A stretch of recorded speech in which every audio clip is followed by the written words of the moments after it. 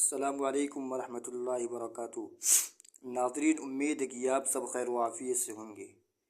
دیکھیں، یہ بات ذہن میں بٹھا لیں کہ جو ہم نے سبق پڑھا ہے پیچھے، اس کا ہم ریوائز کرتے رہیں، اس کو ہم بار بار پڑھتے رہیں تاکہ ہم عربی سے مانوس ہو جائیں، فیملیئر ہو جائیں۔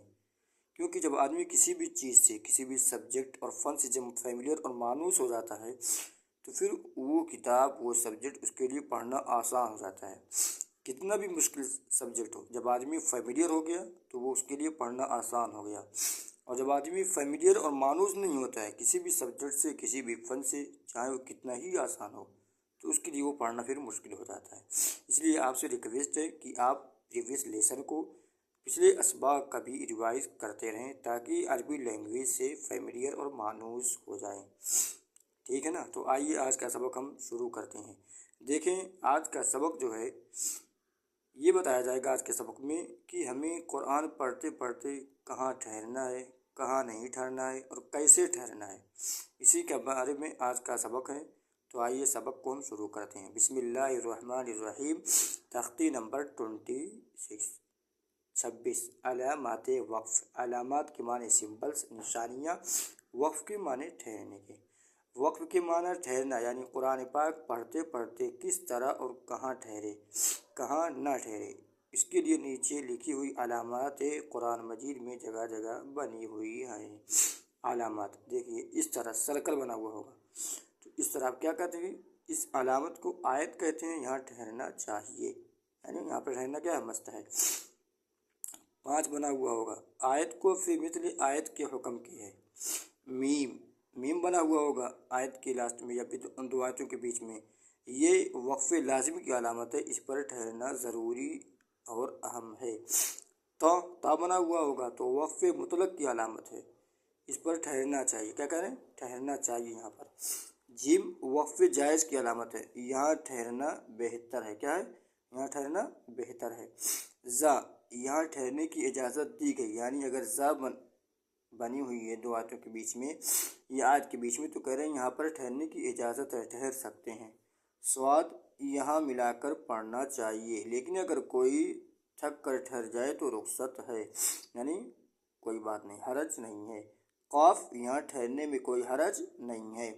کاف، صرف کاف بنا ہوا ہوگا تو مطلب یہ کہ پچھلی آیت میں جو علامت آ چکی ہے وہی یہاں بھی ہے نا؟ یعنی اگر جیسے ان سب سمبل میں سے کوئی سمبل آ چکا پیچھے، اس کے بعد کاف آ رہا تو کیا کریں، اس کا مطلب یہ کہ کاف کی جگہ پر بھی وہی علامت ہے جو پیچھے آیت اور سمبل گزر چکا ہے۔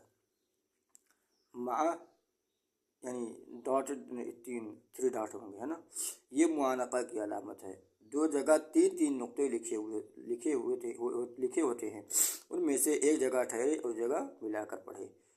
قف، یہاں ٹھہر جائے تو کوئی حرج نہیں۔ قف کے معنی عربی میں ہوتے ہیں ٹھہرنے کے۔ سل، یہاں بھی ٹھہر سکتے ہیں مگر نہ ٹھہرنا بہتر ہے۔ صلا، یہاں ملا کر پڑھنا چاہیے۔ سواد لام یہ لکھا ہوا ہوگا، ٹھیک ہے نا؟ تو یہاں ملا کر پڑھنا چاہیے۔ قافہ لکھا ہوگا، قافہ لکھا ہے تو یہاں کیا کریں، یہاں ٹھہر جائے تو کوئی حرج نہیں ہے۔ سواد لام لکھا ہوا ہوگا تو کہہ رہے ہیں یہاں بھی ٹھہر سکتے ہیں مگر نہ ٹھہرنا بہتر ہے۔ سواد لام یہ لکھا ہوا ہوگا تو یہاں ملا کر پڑھنا چاہیے۔ لام الف لکھا ہوا ہوگا، یہ علامت کہیں آیت پر ہوتی ہے، یہاں ٹھہرے یا نہ ٹھہرے مطلب نہیں بگڑتا، اور جہاں عبارت کے درمیان لا ہو وہاں نہ ٹھہرے ورنہ مطلب بگڑ جائے گا۔ سین یا سکتہ، یہاں تھوڑی دیر آواز بند کرے مگر سانس نہ ٹوٹنے پائے۔ وقفہ، یہاں سکتہ کی نسبت زیادہ دیر آواز بند کرے اور سانس بھی نہ توڑے۔ دیکھیے نوٹ میں کیا کریں، جہاں کئی علامات ہوں تو اوپر والی پر عمل بہتر ہے۔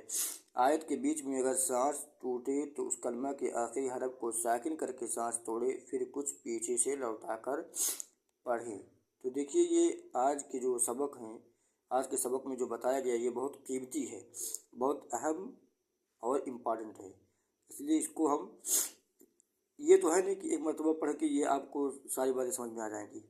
جب ہم قرآن پڑھنے لگیں گے تو قرآن ایک طرف کو نورانی کر رہا ہے، 10 روپیہ یا 15 روپے کی یہ کتاب آئے گی، یہ کتاب لے لیں اور جب قرآن پڑھیں، ہم پڑھنا شروع کریں، انشاءاللہ 2-4 دن میں یا 1 آدھ ہفتے بعد انشاءاللہ آپ لوگوں کا قرآن شروع ہو جائے گا۔ جب قرآن پڑھنا شروع کریں تو ہم اس کتاب کو لے لیں اور یہ سبق ہم کھول لیں، ہے نا، اس سبق کو ہم اپنے سامنے اوپن کر کے رکھ لیں، پڑھتے جائیں۔ اب دیکھیں کہ جو علامت آ رہی ہے، کون سا سمبل آ رہا ہے، جو آ رہا ہے تو اس کو ہم دیکھیں، تو اس کا ہم جو ہے تقریباً 1 مہینے تک ہم پریکٹس کرتے رہیں، سامنے کھول کے رکھ لیں کتاب کو۔ جب قرآن پڑھنا شروع کریں تو اب ہم دیکھیں کہاں ٹھہرنا ہے، کہاں نہیں ٹھہرنا ہے، کیسے ٹھہرنا ہے۔ تو جب ہم اس کو سنتے رہیں گے، دیکھتے رہیں گے، تو پھر ہمیں بات سمجھ میں آ جائے گی کہاں ٹھہرنا ہے، کہاں نہیں ٹھہرنا ہے۔ تو آج کا سبق بس یہیں تک، انشاءاللہ العزیز زندگی رہی تو کل پھر ملاقات ہوگی۔ السلام علیکم۔